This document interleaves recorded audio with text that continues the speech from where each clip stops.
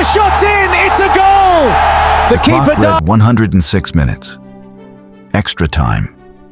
A stadium of 82,000 souls in East Rutherford, New Jersey, holding its breath as one. Pedro Porro's cross drifted toward the far post.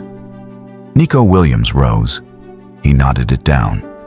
And Ferran Torres, a substitute, a man who had waited on the bench for this exact fraction of a second, met the ball first time and buried it into the roof of the net. In an instant, Spain's bench erupted. Lionel Messi's shoulders dropped on the far touchline, and the world's biggest football prize changed hands. But to understand why that single strike would echo through football history, we have to go back. Back past the fireworks, past the 90 scoreless minutes, back to the very beginning of a tournament unlike any before it. If you love football history, this is the story of how it happened. So stick with us. And if you're enjoying the journey, hit that like button before we dive in. The 2026 FIFA World Cup was already historic before a single ball was kicked in the final. 48 nations, 104 matches, 3 host countries, the United States, Canada, and Mexico, sharing the tournament for the first time ever. And by the time the dust settled on the knockout rounds, 2 names stood above all others: Spain, the reigning European champions, and Argentina, the defending world champions and holders of Lionel Messi's storybook legacy. They arrived in New Jersey as the top 2 ranked teams on the planet, both unbeaten on their road to the final, both carrying the weight of history on their shoulders.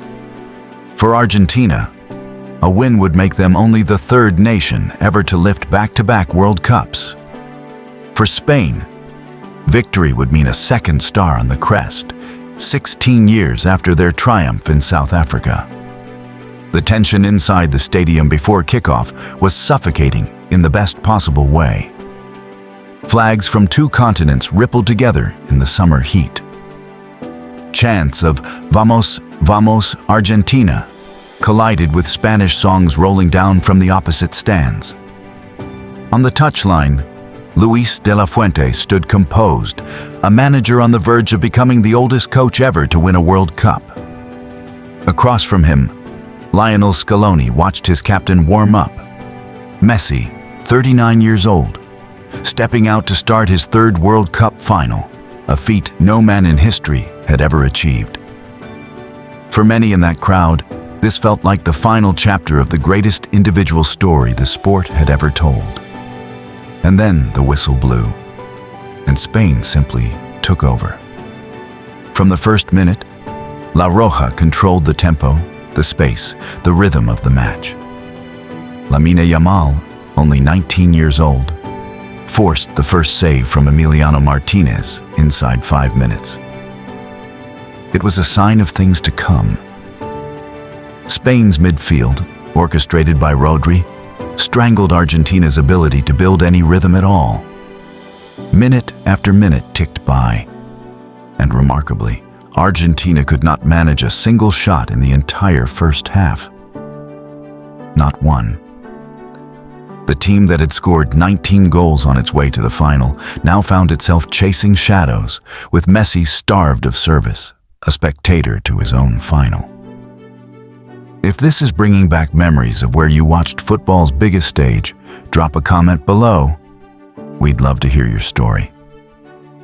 The second half continued in much the same fashion, Spain probing, testing, searching for the breakthrough that never seemed to come, while Emiliano Martinez produced save after save to keep Argentina alive. He would finish the night with 11 stops, a new record for a World Cup final. But the moment that changed everything arrived in the dying seconds of stoppage time. Enzo Fernandez, already on a yellow card, lunged into a challenge on 19-year-old Pau Cubarsí and was shown a second yellow. Red card. Argentina, already toiling, would play extra time with 10 men. Moments later, Martinez somehow denied a curling Yamal free kick with the last action of normal time. A save that bought his team a lifeline they barely deserved. Extra time arrived, and the tension in the stadium tightened even further. Spain kept knocking. Williams had a goal ruled out. Torres had one disallowed too. Mikel Merino glanced a header just wide of the post. It felt only a matter of time, and it was. 39 seconds into the second period of extra time, Torres struck. The net rippled. New Jersey exploded into noise. Emiliano Martinez, for all his heroics, could do nothing about it. Argentina threw everyone forward in the closing minutes, searching desperately for an equalizer. But Spain's defense, the same defense that had conceded only a single goal across the entire tournament, held firm to the final whistle. When it came, Spain's players collapsed to the turf in disbelief and joy.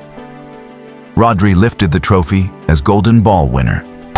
The agony of defeat for Messi and Argentina. The first player from a winning nation to earn that honor since Romario in 1994. Unai Simon secured his 7th clean sheet of the tournament, a new World Cup record. And for Messi, the final whistle likely marked the last act of an unmatched World Cup career. A quiet, difficult ending to a story that had given football so much joy. This was Spain's 2nd world title, and remarkably, it mirrored their first, a 1-0 extra-time victory, just as it had been against the Netherlands back in 2010. ¡Sí, campeones! ¡Vamos, España! It cemented Spain's unbeaten run at 38 matches and confirmed them, undeniably, as the finest team of their generation.